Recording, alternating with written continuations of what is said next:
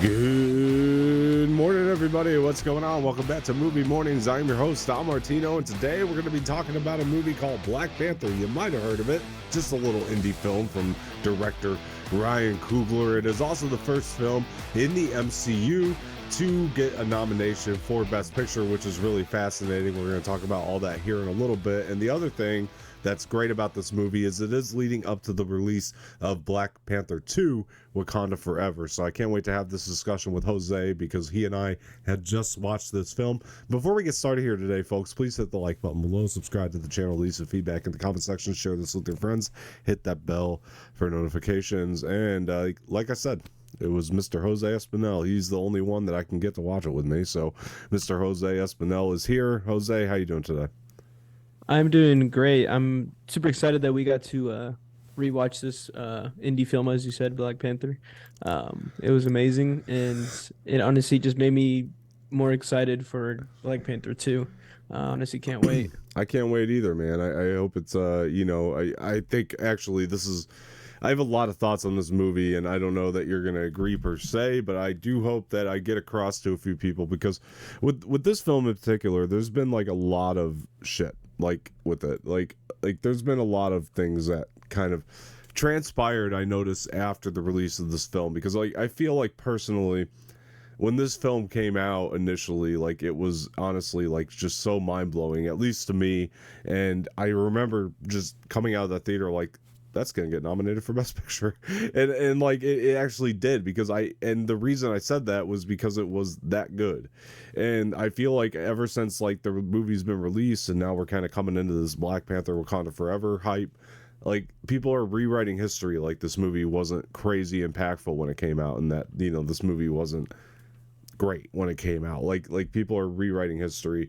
I mean, this movie, I mean, it crossed the $1 billion mark, which, you know, I say some people don't think that's significant. I do, considering that there's only about 48 other movies in the world that have done it, and it's just not something that's done often. I mean, this is actually, it's in the top 10 highest grossing movies of all time. You know, I think that's a pretty significant thing. But a lot of people like to rewrite history on that and just, you know, say that this was never that great of a movie to begin with, or the narrative that I fucking hate on this movie is it just got the Best Picture nomination because of the African American community, rather than maybe this movie just happened to be that good. Like maybe it just happened to be that good. Like can you let the African American community have that one? Because it irritates me, man, because it really is that good. And watching it today, like I'm watching it, and it's just like, no, if you look at the fucking film and put your ego aside for a second, you'll see that this movie is actually just that good. Like it's so well filmed. It's the most powerful movie in the MCU ever. I'm not talking about epic, but powerful. Like the messages behind it are powerful. When I love that it just really stands on its own. It's not so much a, we're going to hit you with cameos and those are going to be the most impactful moments of this film. It's not one of those MCU films.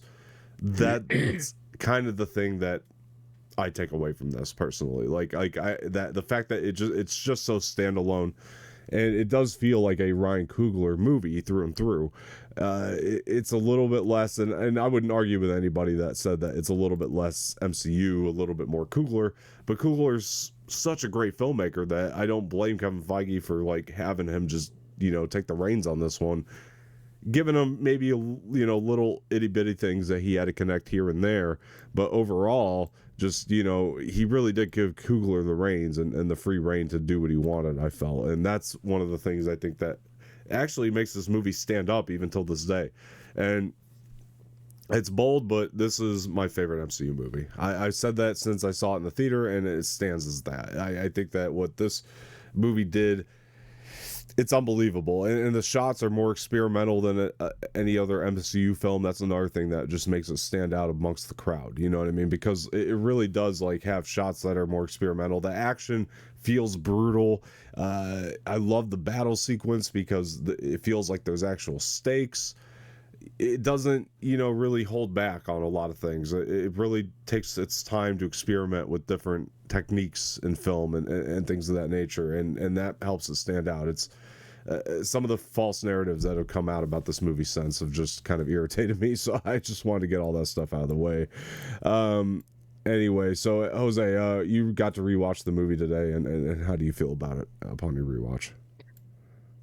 Yeah, especially watching it in this IMAX enhanced, That it helps too, by changed. the way. It definitely helped it a lot. It made me appreciate it more. I mean, I already appreciated this movie from when I first watched it. I can't remember if I watched it in IMAX when I first watched it. I'd Mhm. assume that I did because I'm a dude that just can't go watch movies in digital anymore because IMAX just makes the movies that much better. Um, but upon rewatching it, I mean, everything you said, I agree with. I mean, the impactfulness of this movie is phenomenal. I loved it. The action with the IMAX enhanced made it seem a lot more like there was a lot more at stake, and it felt more real as well. It's like you were Yeah, there with them. It was like you were there with them. Um, I also didn't realize how much comedy was in this movie. I found myself laughing almost right. throughout this entire movie. It's funnier than hell. Very funny. The cinematography in this movie, beautiful. Yeah, Honestly, there it's was gorgeous to look at. so many gorgeous shots in this movie. Oh my gosh, loved it so much. Um, and yeah, just, honestly, all the shots in this movie is just overall a well-rounded movie, and Yeah. I just enjoyed it so much. And I honestly don't know why this movie's getting the hate that it is. It doesn't deserve it. I don't know why there It's even exists any. well, Like, in part it's a political thing, but the other part of it is it's like oh man, fuck politics, I know man. Those fucking it's a political thing in part, but the other thing is like I just think people like to rewrite history. I really do. I think that they really like to rewrite history, and you know the thing that really kind of stands out about this for me is yes, don't get me wrong, like the African American community being a part of this movie as much as they are is a part of what makes it great. I'm not saying that's not a factor, so don't take me the wrong way. What I am saying is that there are a lot of other things that made this stand out. Ryan Coogler was like, okay, if we're going to make the first African American represented comic book film out there, then we're going to do it full fledged. You know, that's kind of more or less where I'm getting at is like he made the best damn movie possible. It is just remarkable. I Like mean, I said. I didn't see people hating on Shang-Chi because it was a full Asian cast in the Asian community. I didn't see that. Yeah, well, I didn't really see people hating this movie at the time either. That's the thing, and it like came with time. That's what I All mean. of a Like, sudden. I don't see people hating on Shang-Chi Yeah, for it having an Asian like I don't see why people have to hate on. I feel like it's dumb. Like I don't see people hating on Shang-Chi for having an Asian community like right yeah, now. And the fact that Black Panther is getting hate for that like this African American community is like why? I mean, it goes back honestly, it goes back to this people shitting on the live action Little Mermaid because we're having a black Ariel. yeah, Bro, the original is still there. You can go back and watch the animated classic. yeah, Like just let it look. Maybe they couldn't find any white female singer who could play the Little Mermaid, yeah, and they were like, "All right, cool. We're gonna have to go with." Which she's incredibly talented. Don't get me wrong. It's just like, okay, well, we couldn't find any available female singer who can also act, who is white. So we have to go, and obviously they're fine with that because they're not racist. yeah, So of course they're gonna be fine doing that. It's yeah. just that they had to because they probably couldn't find any white female singer who's also an actress to Right, play Ariel. So right. honestly it's stupid. Honestly, it's just dumb. I just can't take it anymore. I need it just needs to stop. Yeah, I mean, well, politics aside, I mean, let's talk about the film. I think that this movie is, again, I did say it was remarkable. I like all of Ryan Coogler's films leading up to this. Fruitvale Station, Creed, and then now Black Panther. And actually now Black Panther Wakanda Forever, but the one we're talking about is Black Panther. And Black Panther is He did Creed 2 as well, right? no Stephen Caple No? Jr. did Creed 2, who's going to be doing the new Transformers as well, who I think is a great director. I can't wait to see what because Michael B. Jordan is directing the new Creed, so I can't wait to see That's what right. he does with that. Yeah. Should be interesting. He's director and producer, so we'll see how and main actor. So that should be. I'm super excited for that, but yeah. Correct. Well, much like Coogler's other films, I mean, he did incorporate Michael B. Jordan in this one as well, Mhm. and I think those two just have a really great working relationship. yeah. So I do love the fact that he's been in all three of his films, at least the first three movies, Fruitvale Station, Creed, and Black Panther. Okay. And I love that because he really does like to give Michael B. Jordan new things to do each time that he works with them. Excuse me. That's another thing that's kind of been going on is a lot of people have kind of rewrote history of Michael B. Jordan saying he's not a great actor, but I just remember the praise for his performance after watching this. And even for myself, like I was so blown away with this performance, and that still stands till this day. I think that him as Killmonger, it's one of the best villains the MCU has done to date. Obviously, they topped it just a few months later with Infinity War, with Thanos. Thanos. But, Oh my gosh, man, Josh Brolin, he's just incredible. but at the time, we had never seen a performance so good for a villain in the MCU, and that was, I just remember that just being kind of jaw dropping, and his performance as Killmonger, it stands the test of time. I think he just did a phenomenal job as Killmonger, and again, I think a lot of that is due to the fact that he's with a filmmaker he trusts in Ryan Coogler, and I think the two just kind of cranked something out that was just remarkable and intimidating, and a villain, by the way, that, and this is one of the biggest problems in the MCU prior, at least prior to this movie, is they had a lot of villains that you didn't really understand the motivations as much. And this villain, Ultron, right? And in this film, the Killmonger has a lot of motivation behind him, and you understand where he's coming from at all points in the movie. At no point did you not understand where he was coming from. But I think the biggest star of the film that we have to talk about is Chadwick Boseman as Black Panther, who, rest in peace. Prior to seeing this movie, we had seen. Yes, rest in peace. Absolutely. I don't want to like go without saying that, because definitely a huge loss, because this performance in this film is unreal. The biggest loss, honestly, the biggest loss to the MCU, in my opinion.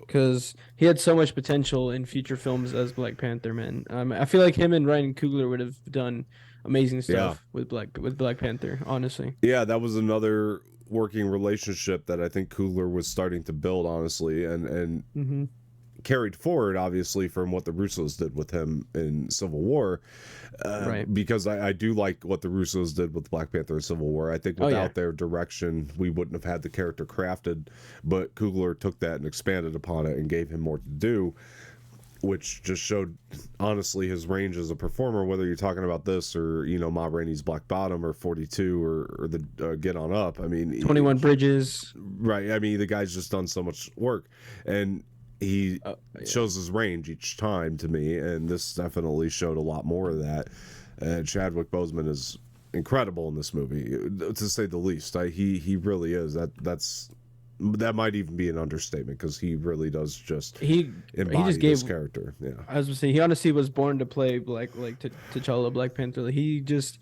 embodied the role so well and played it to a T. Honestly, it was phenomenal from Chadwick. Yeah.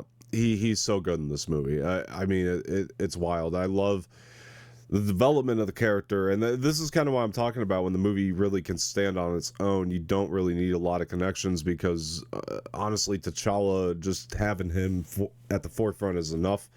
It didn't require a lot of other connections from other MCU projects. And as I said, this is really also was meant to be just a film introducing a whole new world, whole new civilization, whole new people. The world building, right? Exactly, that unbelievable. We'd never seen before. I mean, yeah, we had seen Black Panther before, but we never knew about his actual world, how it came to be, you know, the previous kings, how how Black Panther came to be, and all this other stuff. So you didn't need the cameos and stuff, because this movie was really a standalone film, because, you know, we got to know the Wakanda. Yeah, it's building the ground that ended up becoming the battleground in Infinity War, right? Because Which was epic. It's so epic. And then there's no blaming the Russos for wanting to use Wakanda for their battleground at the end of that movie, because it is built so well in this one. And I love that Ryan Coogler, clearly he just had the mind to do it. You know, he clearly just had the mind to, you know, figure out what Wakanda looks like. You know, that's the other thing too, is like, there is a mindset that you can have going into something like this, where it's just like, okay, is it just going to be about the African American community being, at the forefront. Is that what the movie's going to be about? Even though Coogler's a much better director than that, and most people should know that, but there is a mindset you can have going into the movie. But like Ryan Coogler shows that no, that's not just all it is. He understands the comic books. He understands the lore and the world, and it's so much more than just this. Film about, this African American community coming together. It's a lot more than that. He honestly does understand the comic book lore.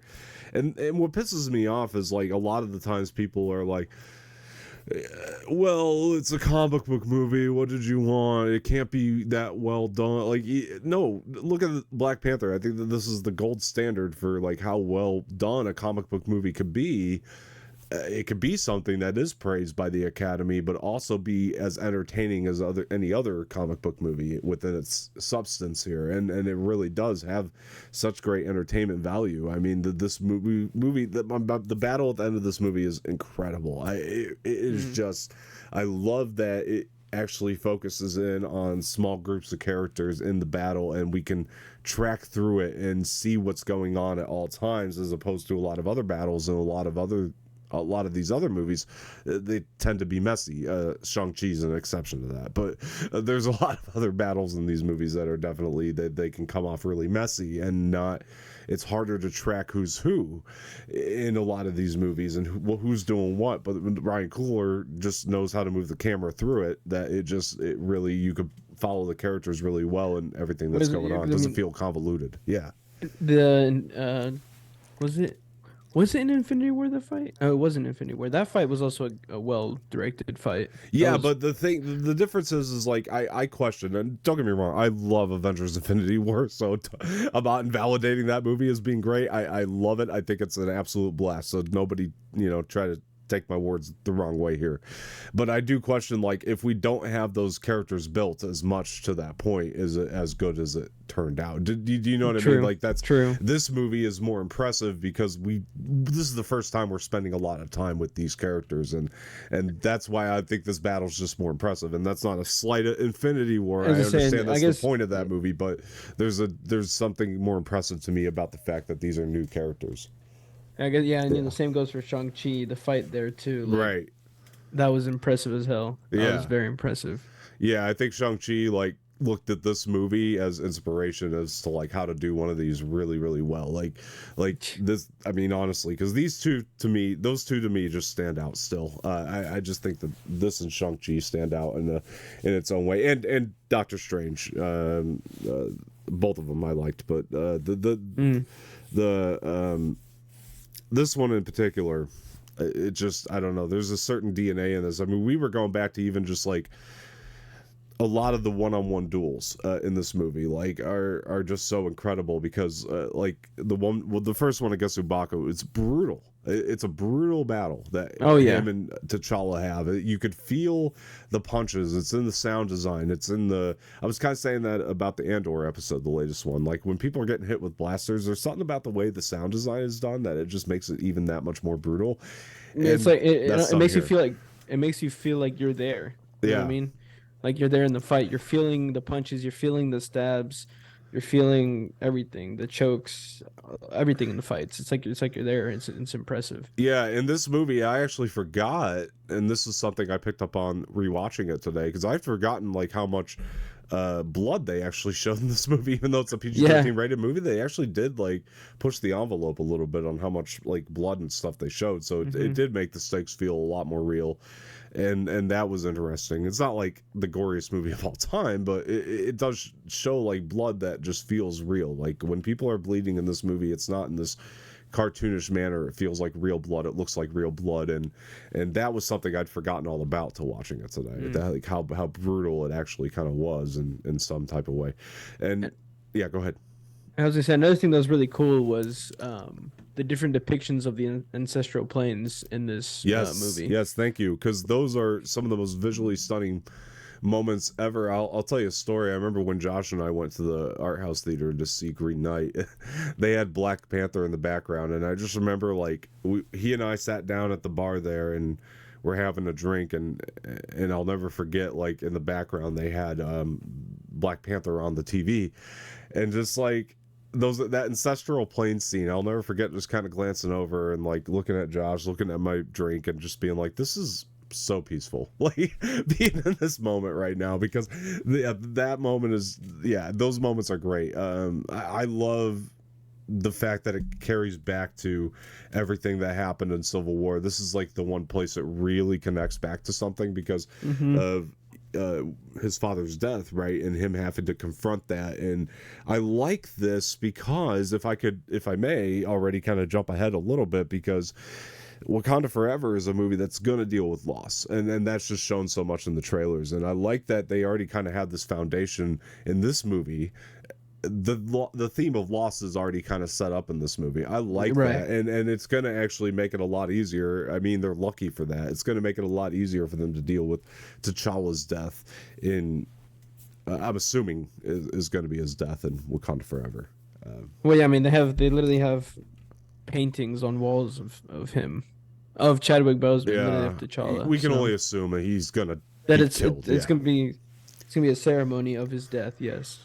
Yeah, I think so, and I can't wait to see how that's all handled. Because again, especially after rewatching this, it really did make me more excited for Wakanda Forever because of how well Ryan Coogler does with those beats, and he does bring emotion. And in this next one, he's going to have all the room in the world to bring those emotional beats, and that's one of the things I think is just going to make it so powerful. I think without him, they really got lucky in a lot of ways. A lot of this is happenstance, but the fact that, that they have Ryan Coogler already who can deal with these emotional beats and have this already, him planting this theme of loss, right, in this film. Like, a lot of that's happenstance, but it does line up synonymous with Chadwick Boseman's death. Obviously, not having seen Wakanda Forever yet, I can only assume that they just got so lucky with all that because, I couldn't think of anybody better to deal with it than Ryan Coogler as a filmmaker, right? Because, like I said, of everything I just said. So that's something I'm very excited for, honestly, is just to see how he handles that. Like, I'm going to be sad to watch it, but I'm also excited as a film fan to just see how he maneuvers his way through this. Yeah. And that's... Same, 100%. Yeah. And gosh, we have so many great cast members to talk about, by the way.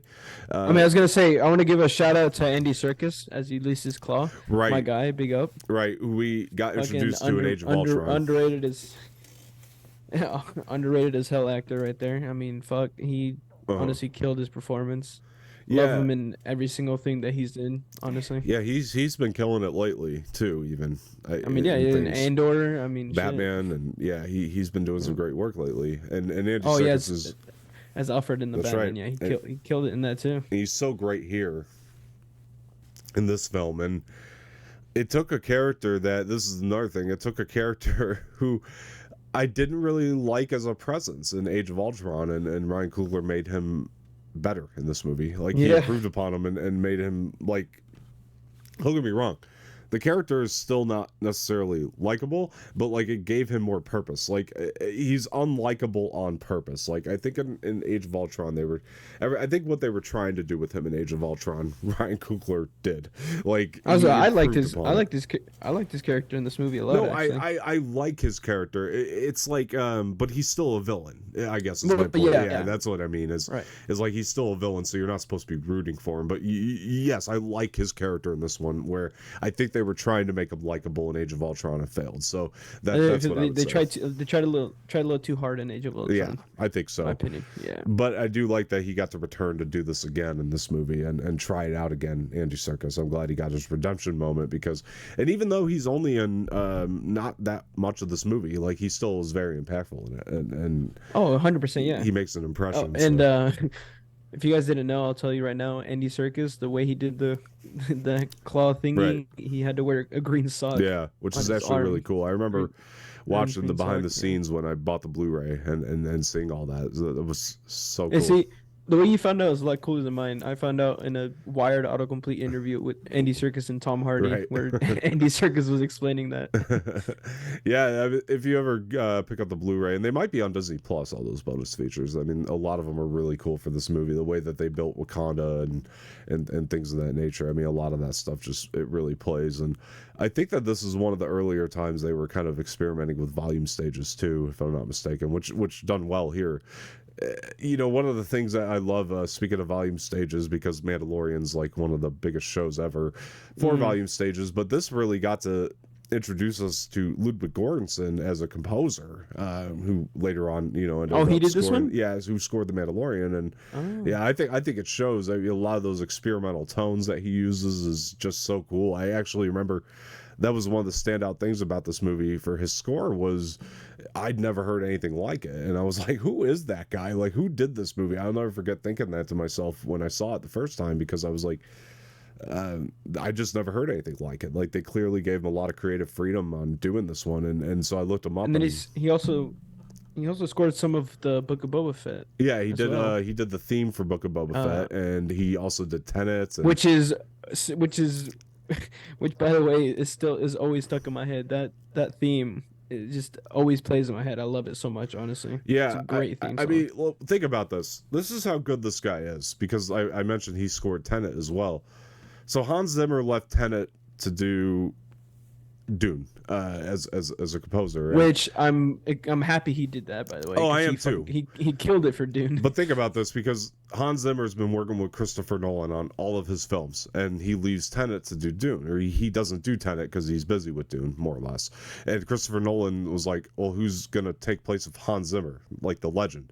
And he picks Ludwig Göransson to do it. Like that just shows like how good Ludwig is, and like how much he's coming up. Which, by the way, I still haven't seen Tenet. Oh, it's so good. And the score is actually, that score for Tenet is like probably my favorite soundtrack of that year. It's just so good. I mean, I loved that score for Tenet, man. It's a great soundtrack. And Ludwig is like, this is my first real exposure to like what the guy can do with all his freaking woodwind instruments and stuff. Like it's actually unbelievable, and like everything he did was just like so perfect for Wakanda. You know, like it just invoked It really was the emotion that you're supposed to feel, I think, for Wakanda. And it's just, he's so unique. I love his style, man, as a composer. He's so unique in that. And but he'll get the tone that you want at the same time, right? Like he'll still do that. He also did I'd heard his score before because he did the score for Creed as well, but Creed was not as creative as say this. You know what I mean? Like right. like it wasn't as, they didn't give him a lot of free reign. I think they heard what he did with Creed.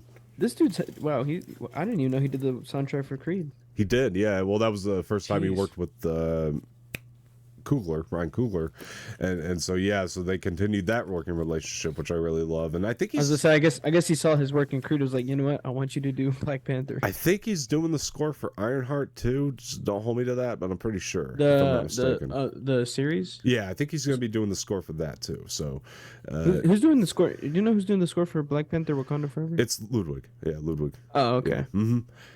So he is coming back for Wakanda Forever. Thank God. I can't see anybody else doing it, honestly. And I love that they even like brought some of his themes forward in Infinity War too, when they showed Wakanda and all that. It's like they had to.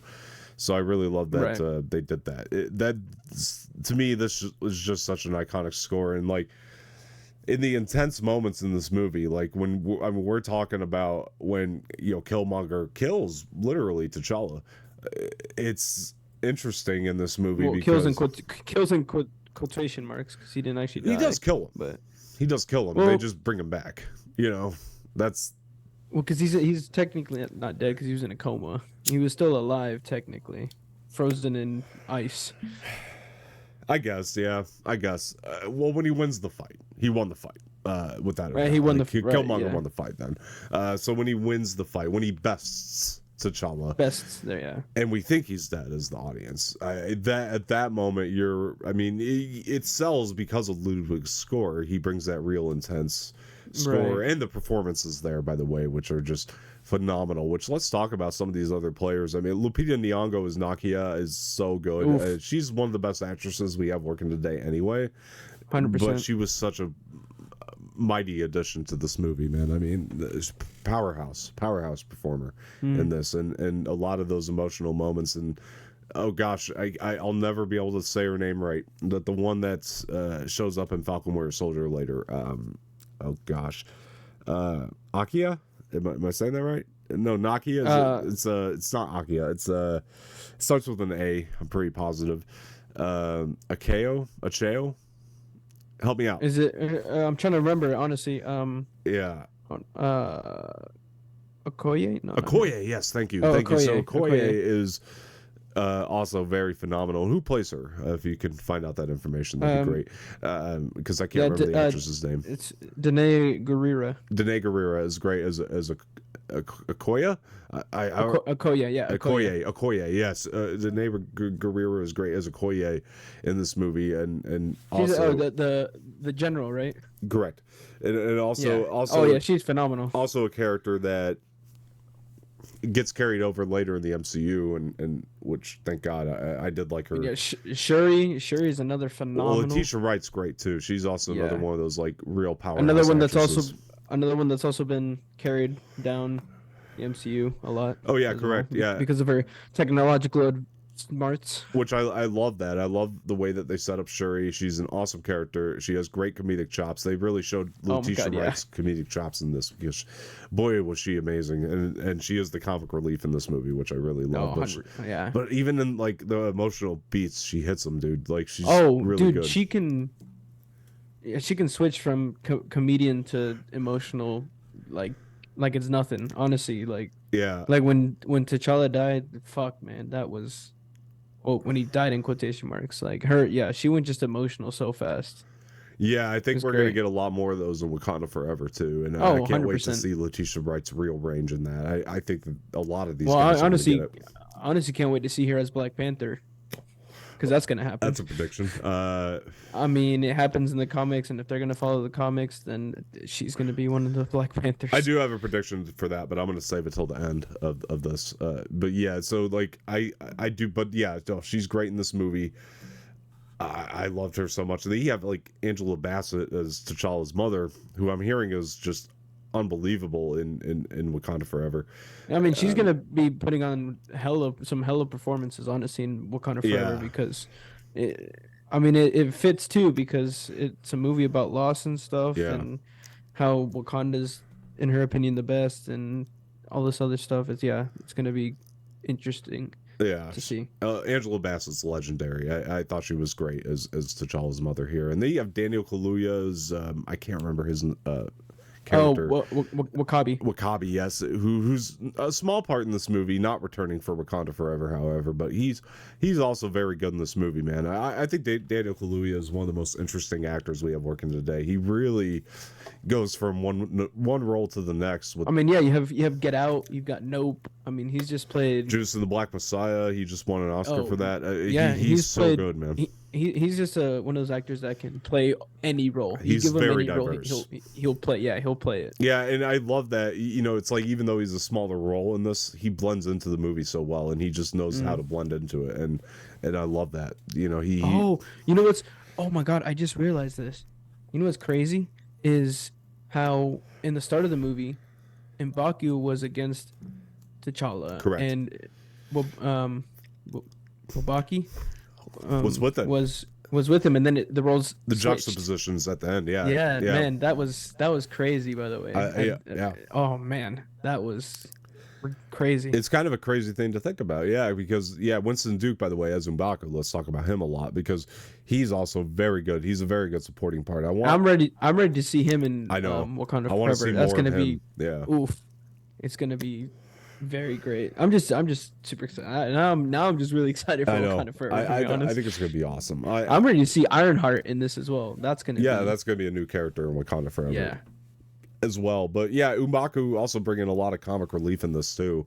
I think Winston Duke really worked well with that. I loved the part where he's like, "Are you done? Are you done? Are you done yet? Yeah, Are you done yet? I love that. That was so funny. I thought that was hysterical, and it's funny because it was such a self-aware thing, because we get a lot of those emotional moments, and like it's got that dramatic music behind it and everything, but you're not really thinking about in movies what the other person's thinking. Like, come on, like I love that. That was so self-aware, and just such a funny joke. It was also funny too is when Agent Ross started talking and then he just started barking. That shit was so funny.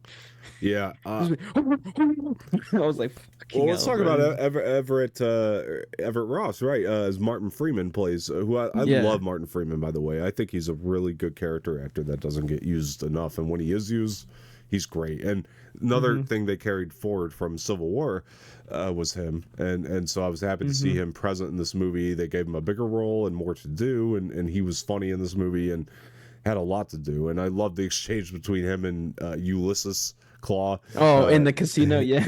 Well, in the casino where he's talking about the mixtape and everything, he's like, "Oh yeah, actually, I got a mixtape."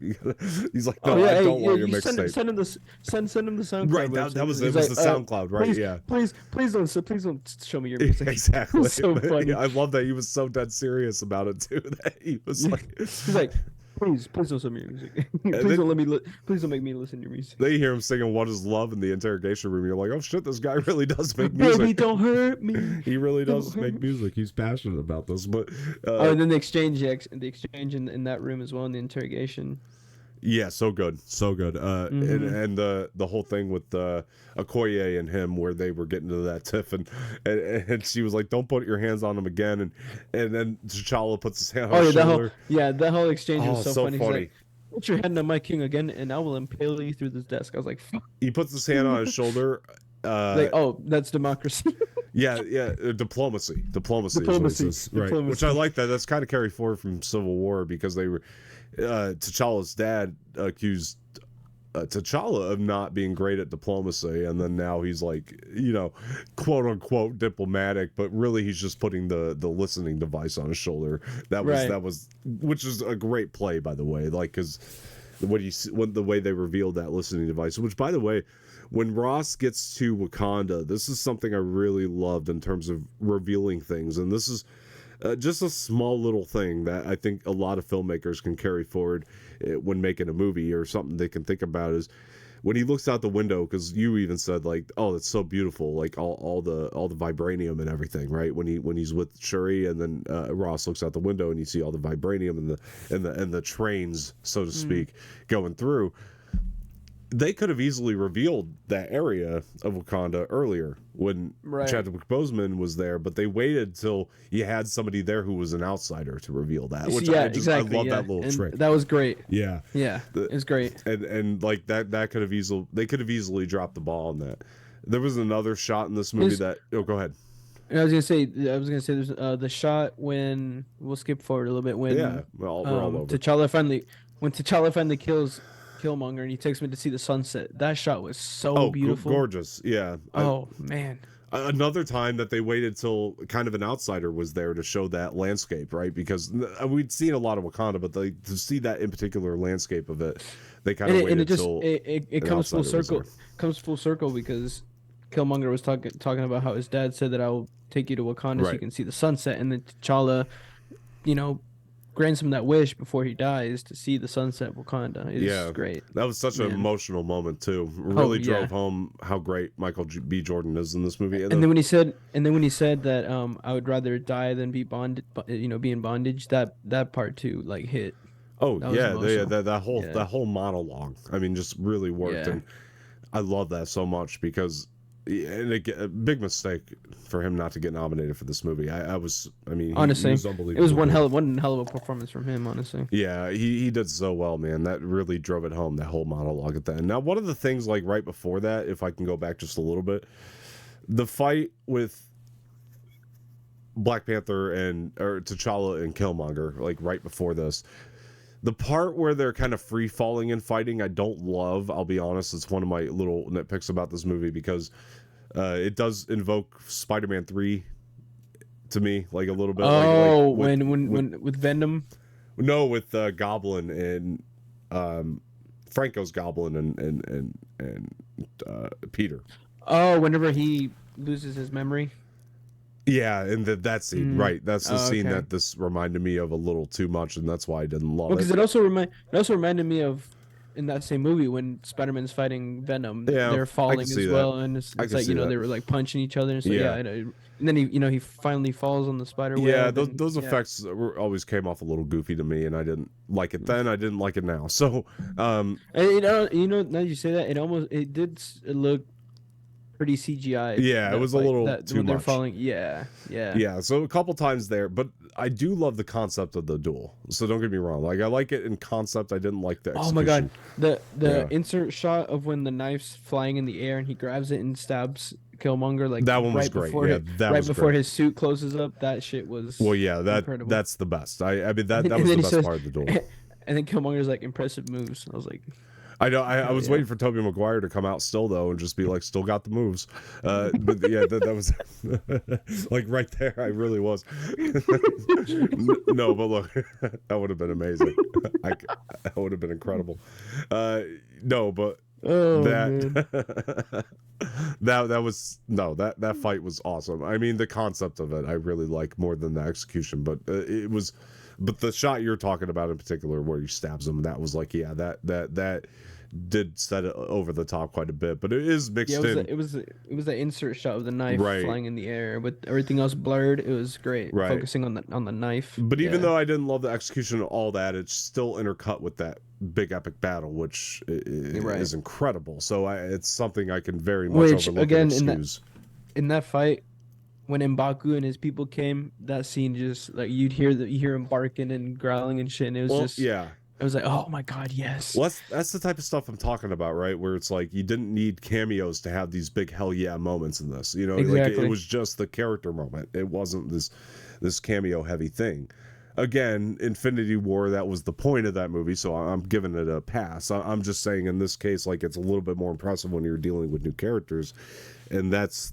I mean, yeah, I was gonna say because Infinity War had one big hell yeah moment whenever Thor came down with Groot and Right. Rocket. Oh, it's With amazing. his new hammer, Yeah. that shit was a Yeah. fucking big as hell yeah moment. I was like, And it's fuck. I was like, amazing in its own right. fuck. Yeah, it's definitely incredible in its own right. I'm not trying to take away from it. I just love. I don't know, and that's the other thing too, because like. A lot of people accuse me of not liking these movies to be humorous. I don't like them to be overly humorous. This movie had the perfect amount of humor, Black Panther, to me. It just dropped jokes every now and then. Yeah. Whenever it was appropriate and stuff. And 99% of them work for me. You know, that's the difference. Like I mean, there's yeah, no that's the thing. flat jokes in this I one. think I was laughing at every single joke that was put in this movie. Honestly, I loved I Yeah, loved every joke. They that was all dropped. work, especially in Shuri, especially with Shuri and T'Challa. Like those jokes, especially, were just so funny. And honestly, when you spread your jokes out a little bit more, they tend to work better because you're not Right. expecting them as much. If you have a movie where it's joke, you're gonna Which- get tired of that. which Marvel has had before. Yeah, and, too much. And the other franchises have as well. Thor: Where they're- Love and Thunder.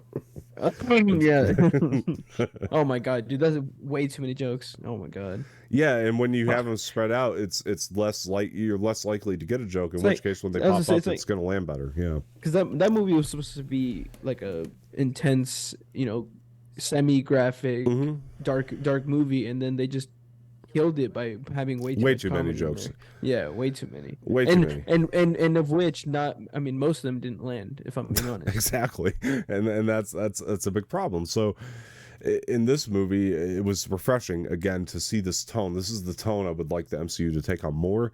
I mean, I like a lot of the stuff in Infinity War too. I think that movie's very funny and in a good way. It doesn't overdo it Oh, the other. too much. I just remember of another joke. When T'Challa landed with his ex-girlfriend and Okoya, Uh-huh. and they're walking up to Shuri and their mom. Right. Shuri's like, "Did he freeze?" She's like an antelope. Oh, in the headlight or something else. She's got phenomenal jokes in this movie. And then, Like, and then T'Challa's like, "Are you done?" yeah.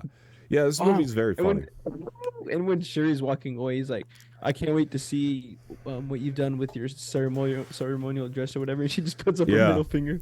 Her mom's like, "Shuri." I started laughing, man. It's so funny. Yeah, it's nice to talk Uh, about the jokes in an MCU movie and actually compliment yeah. them for once, because it's been a little while where I've, had to not complain about the jokes, because in this case I don't have to complain. And Again, I mean, the same goes at least for me with Shang-Chi because Aquafina just brought, I thought, oh, like that's another good example yeah, of where they exactly. use Yeah. humor well. Yeah, I thought humor was used very well in Shang-Chi. Yeah.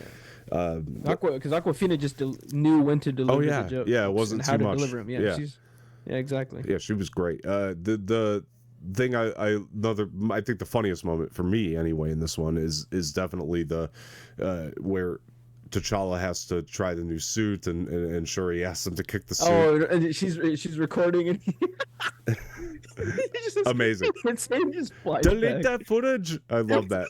It's such a good line from Chadwick Boseman. Like, and then the delivery of it just it played And then, so well. when he asks, "Why are you recording?" She's like, "For research purposes." Yeah, for me, it's such purpose. It's so good. I'm telling it's like T'Challa and Shuri's comedic chemistry in this movie was just phenomenal. Yeah, I'm gonna honestly. miss their chemistry. Period. I love Oh, those dude, two. I'm gonna It's- miss his chemistry with like I know- most of the people I from this know. casting. Honestly, like Yeah, it's so sad. I just gosh, I can't wait to see the movie and to see how Coogler maneuvers it. But I know he's I'm gonna about to, hit I'm me. about to post a commemorative RIP for Chadwick on the socials, man. Yeah, It dude. needs to be done. Yeah, It needs to be absolutely. done. I mean, he's 100%, dude. And it's his work here is so powerful too. I mean, we have a lot of emotional stuff with him too in this movie. Where I love, by the way, speaking of the ancestral planes, when he does finally confront his father about That's what the had one. happened to That's what I Killmonger. was. That's literally what I was gonna mention. Oof,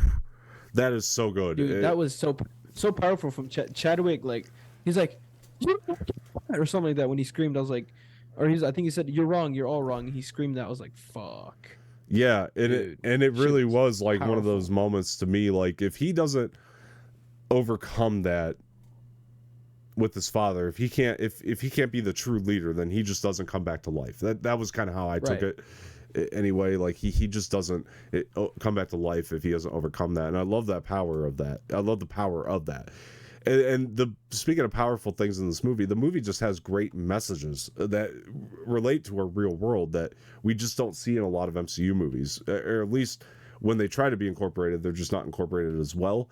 But in this one, it's all there, man. You can understand what the movie's trying to say. Like, Coogler came in with a voice. He didn't just want to make a fun comic book movie. He had a message behind it that he wanted to invoke, and I think he just was so successful with that. I mean, there are children on our real streets, white, black, Asian, whatever, getting, left behind, and that's something that was so powerful within the Killmonger storyline here, because it's something that relates to our real world, just kind of dressed up in this comic book world, in this fantastical world. But that's something that's happening right now in our daily lives, children being left behind and abandoned and things, and the way that it's just driven home at the end when you have T'Challa opening up the outreach program and putting, I thought that was so powerful. And then he puts Nakia in charge of that, and Shuri's gonna help her out. Like, it was just stuff Yeah, that she's just gonna works. do she's doing like the scientific stuff, with the advances and stuff. Yeah, Yeah, it was.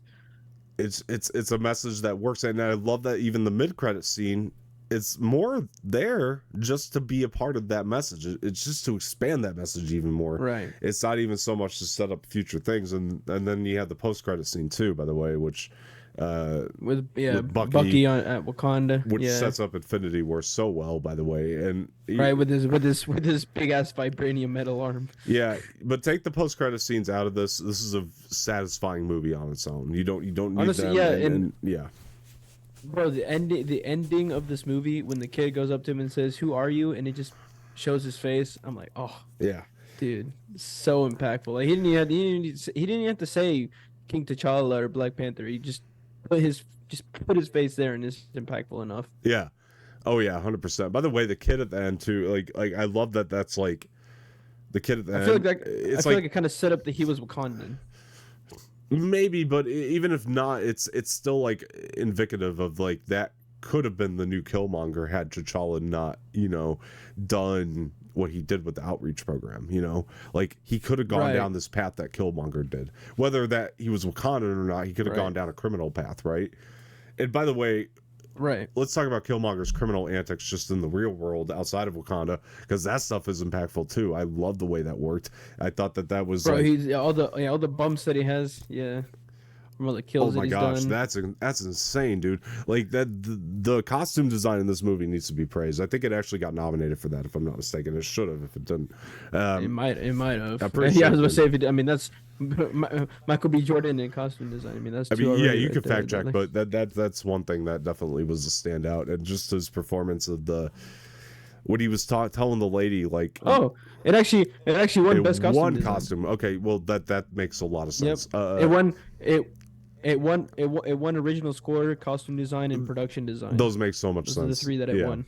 That makes so much sense. So it did win 3 Oscars. That's good that it went home with some, because I couldn't remember. And it was nominated for 3. It was nominated for 3 others: Best Picture, Best Sound Mixing, and Best Sound Editing were the other 3 that it got nominated for, which all makes sense as well. Yeah, no, they really, really do. And I love when he's talking to the lady about how the artifact is Wakandan, and he's telling her the origins and all that stuff works really, really nicely. I love that so much. And I also really love the part where he takes the helmet and they just ask him if that's Wakanda too, and he's like, no, I'm just feeling it. Like I thought that that delivery was just so good. And I love Andy Serkis, by the way, speaking of your boy, shooting the guy and just being like, he makes it like the guy can go. He likes to toy with his food, Andy Serkis, because he's telling the guy, he's like, you can go, it's okay. And then he shoots him, and Michael B. Jordan's like, what the hell? He's like, he tells him, he's like, well, you want to spread out your crime scene, and you're like, exactly, so smart, So you hit it. Another cool part that I liked was Agent Ross and piloting that ship and taking out all the other enemy ships from leaving Wakanda. Yeah, which is really well set up early on when Shuri's driving the car. I was gonna say, honestly, a great action sequence too, by the way. Yeah. Which when I'm guessing upon first watch you would expect that he was really just sacrificing himself. Yeah. You think in the moment that he's gonna die because he's not gonna have enough time. And then he just pilots his ship into the last one and then is able to escape, which I'm glad that he was able to. But it made it seem like he was sacrificing himself. It did. Yeah, it really, really did. They did a good job with that, because I didn't see it coming the first time I saw it, and yeah. Ooh. In the way that King T'Challa came back, to show himself to Killmonger when he took down that ship, and you just see him climb up the ship. Oh my God, so epic. Yeah, so it really was. It really was, dude. Man. Like, yeah, that part was insane. By the way, I love the usage of purple in this movie. I do like the way it his suit. Hey, purple. No, Let's really go. Though, I do. I love the usage of it, because is the way it fills the suit. I just think it looks so good in this movie. I do love it. It just references and shows their love for that plant that gives them the Black Panther power. Right, exactly. Yeah, exactly. No, I love it so much, and all the usage of vibranium in general is just so interesting in this movie. They made vibranium interesting, and that's something that Age of Ultron kind of failed to do. So I was really happy to see that here, that they kind of really dove into that and just gave it a lot more meaning. Well, it's a good thing that they're really just using the fuck out of vibranium now in the MCU. Oh yeah, now it's used for everything, exactly. So there's that, and a lot of that's thank God for this movie to set all that up, I guess, because they did a good job with that. And yeah, and even going back to the beginning of this movie, like a lot of the exposition stuff is great. Like they do a good job explaining to you kind of the meaning of the Panther and the meaning of Wakanda, the god, and the gods, the Panther god bot. Yeah, like you were saying, kind of Egyptian lore too is kind of coming back into this, and because it just goes back full circle. Well, it helps too with Moon Knight. Moon Knight, right? I was going to mention that. The Egyptian gods and goddesses in Moon Knight, because King Boss the god Bast is an Egyptian god, and all the gods in Moon Knight are also Egyptian gods. So it kind of Yeah. just all comes full circle. And then Ancestral Plane and Moon Knight as well. I mean, it all just comes full circle. Yeah, I love later on too. By the way, another player in this movie is Forrest Whitaker, who does really well. Oh my gosh, man! When he gets killed by Killmonger, man. Oh, That it's shit is so just, sad. Uncle James. yeah. Really though, he plays James, and I love his story in this because and I loved him going back and then revealing what happened in the beginning. Like he was James in the beginning. You're like, oh my gosh, I never put that together. And then when he starts to explain it, it's actually a really good twist. And then his real name is actually like Surrey or some shit like that. Right. It was just a good way to Yeah. show exposition while adding a twist to it because of the thing we saw in the beginning, and it played really nicely there. And I love kind of T'Challa kind of learning all these things and his reaction to all of it, and the fact that there was a child left behind. And it's that scene too, and he's like, "Tell me what happened." He's like, "I promised the king that I win." He's like, "I'm not king now." Exactly. And he screams that, bro. It's like, dude, oh my god, just the raw emotion that Chadwick put into this movie, man. It's really unbelievable. It was great, man. Yeah, they do a great job. It just makes me more. It just makes me more and more sad the fact that we don't have him anymore, man. Oh, I know, dude. Yeah. His performance in this, man, was just unreal. Yeah. Just like it was to a T. It was to a T. Honestly, it was phenomenal. Done very well. Yes, 100%. I don't disagree with you on that at all. Yeah, dude, and so like I do want to, that's pretty much it. The one thing I want to mention is that this movie does a good job with pacing. It's a very lore heavy movie, but it does it all in about 2 hours, and it actually like it does. I was gonna say when we watched this, it didn't feel like it. If I'm being honest. Yeah, it does it in only a 2 hour runtime. Now Wakanda Forever is going to be like an extra hour. It's going to be 3 hours, but I do kind of understand that because they got to go through the loss and everything, and then try to set up something new.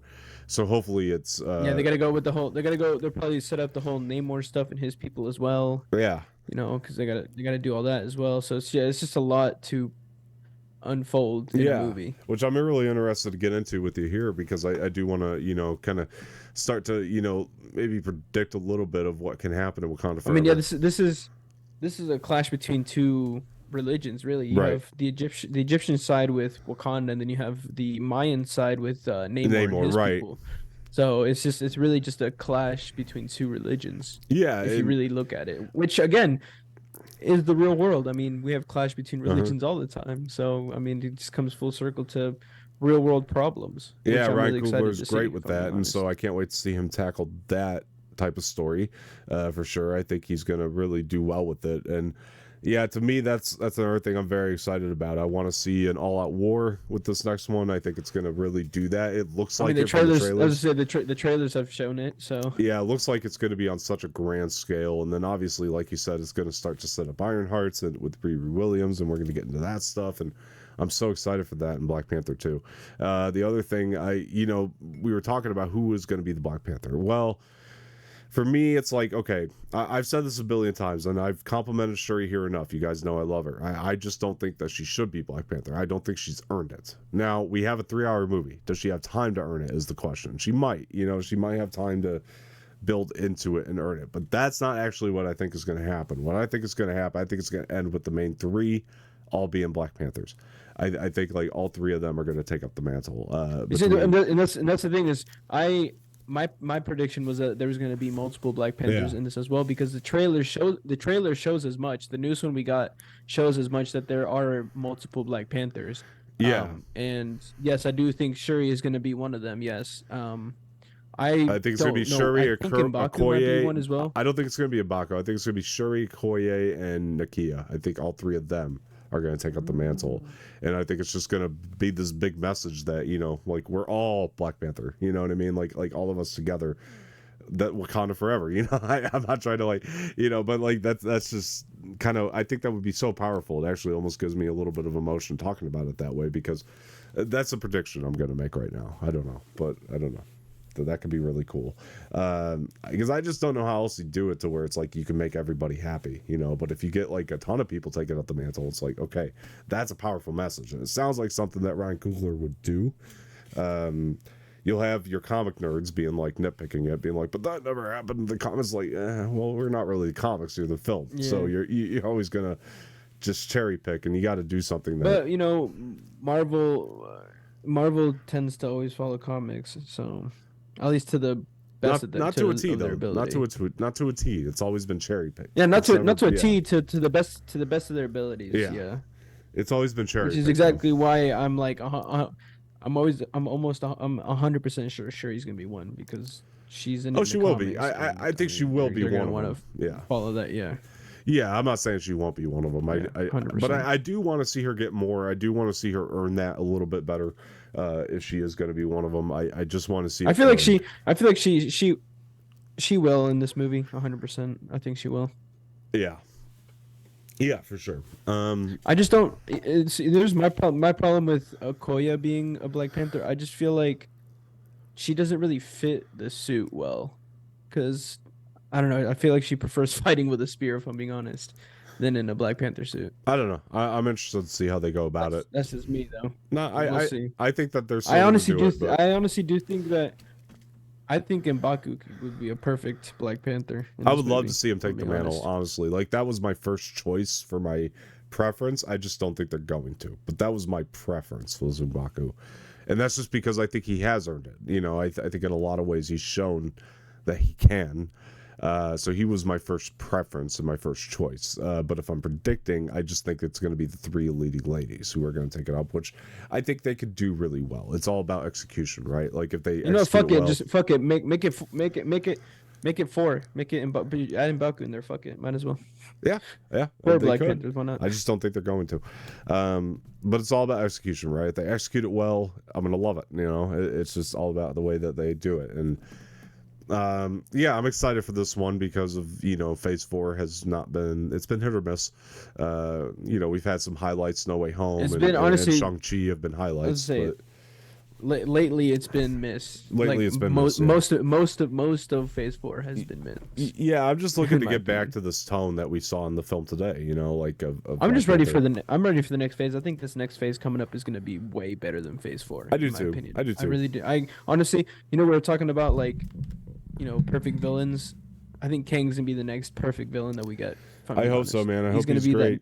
He's gonna be that. He's gonna be that new Thanos. Well, I think Namor is going to be. I think people are sleeping on how great Namor is going to be. I really think he's going to be incredible. Ooh, and that reminds me. That reminds me is that there's gonna be another villain in this too. Of course, a villain who is of Namor's kind. You see in the trailer, there's this like big blue dude. Yeah. Like, about to throw a spear or something. So that's gonna be interesting to see as well. Yeah, no, for sure. I can't wait for that, dude. But yeah, I think I don't think Namor will be the big bad. He will definitely be a bad. you don't think he's going to be the in main bad in this movie.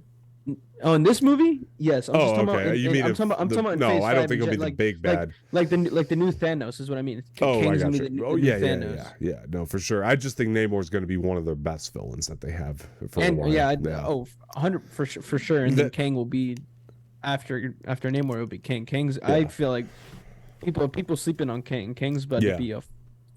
I mean, I can't wait. I don't for think Ant-Man anybody's 3. sleeping on King. I think most people know that King's going to be pretty cool. Ant-Man 3 is about to be a fucking insane movie. Yeah, I think if anything, people are over predicting that King's going to be great. I mean, I hope he's great. I hope everybody's right. I just think that people are getting ahead and being like, yeah, King's going to be great. But the reason why is because you have a movie that's named after him. So you would hope that Kang is King Dynasty, yeah. right. So you would hope he's indicative of that. But like on the same hand, like, and I loved him in Loki. I just, you know, I don't want to like jump ahead, but Namor. That's why I'm ready for Loki season 2. Oof. Yeah, Namor looks. That's the reason I have so much faith in Namor being a great villain is because I don't think Coogler will accept any less than great for his villains. When you look at what he did with Killmonger in this film, you know, it's just like I don't think he'll do anything less than great. Now, here's another question that we could kind of, you know, wonder about and predict: is Killmonger going to be in Wakanda Forever in any capacity? I honestly want to see him in this movie. Yeah. Now, how they go about bringing him into this movie will be interesting to see. I definitely don't want them to bring him back to life because I think that would just take so much away from this powerful. Yeah, death. I mean they could do like ancestral plane stuff with him, or like flashbacks or something. That's probably the only way I could see it happening. Like otherwise, it's like they could do like an ancestral plane meeting with T'Challa and yeah. Killmonger. I think that would be really, really emotional and cool Yeah, to see. he doesn't have to be in this movie, but the thing that would be fascinating about it if he wasn't is that would make it the first cooler film without Michael B. Jordan, you know? So that would be really interesting.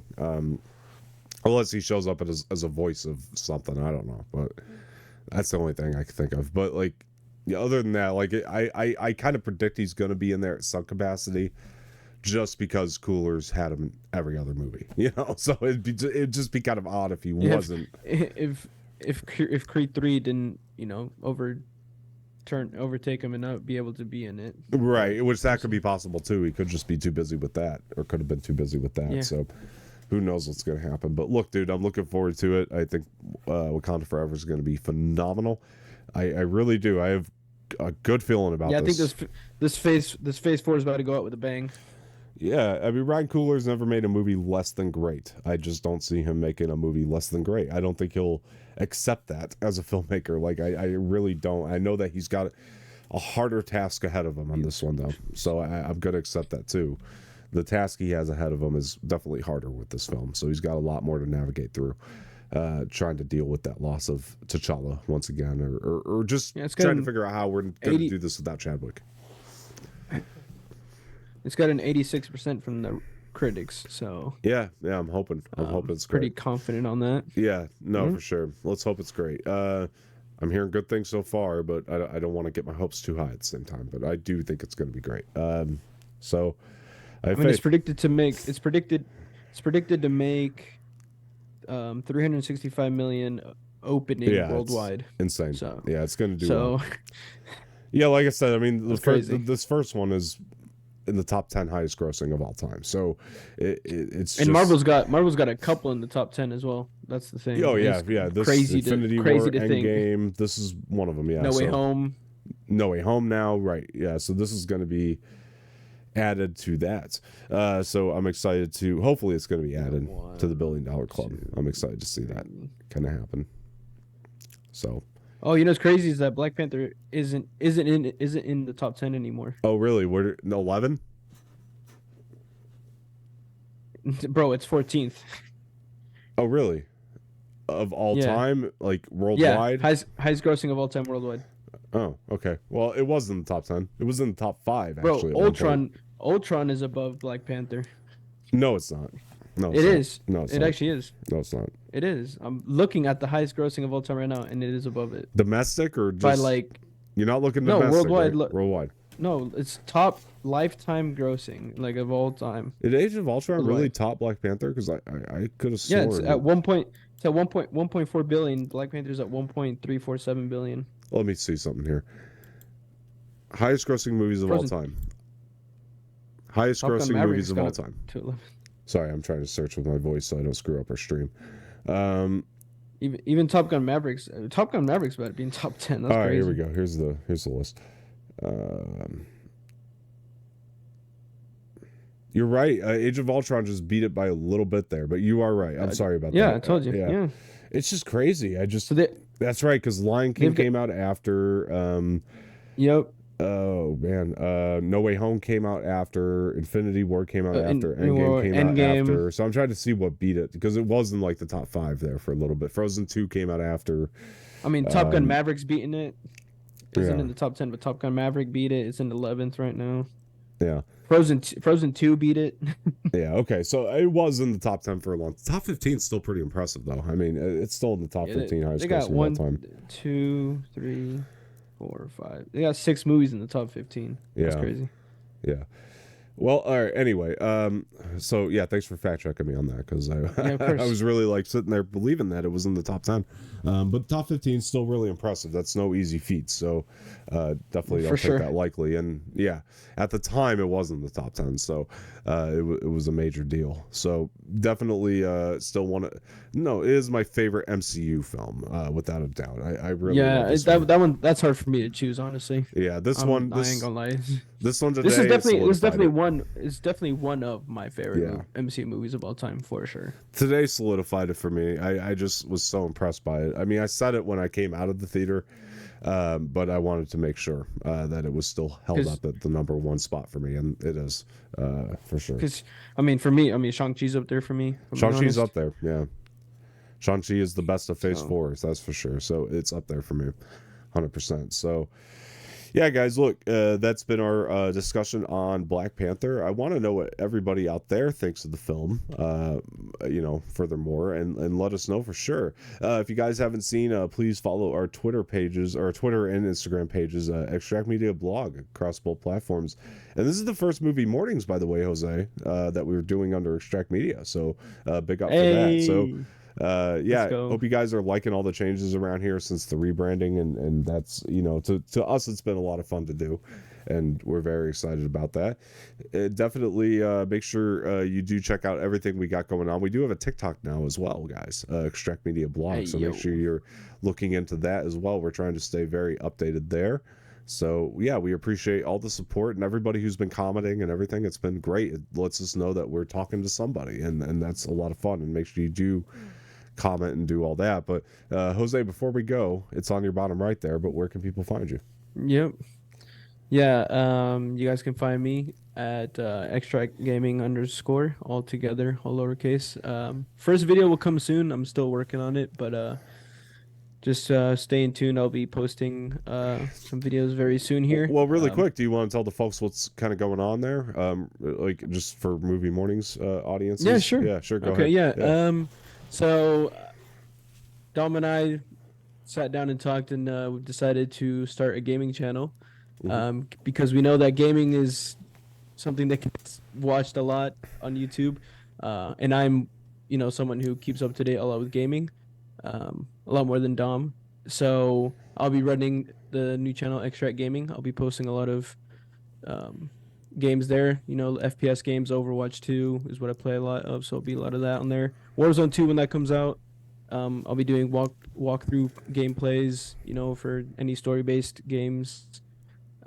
And maybe even some simulator games. I'll probably make some series on that or whatever. And if you guys want to, let me know in the comment section what kind of games you guys would like to watch me play on there. I would greatly appreciate that.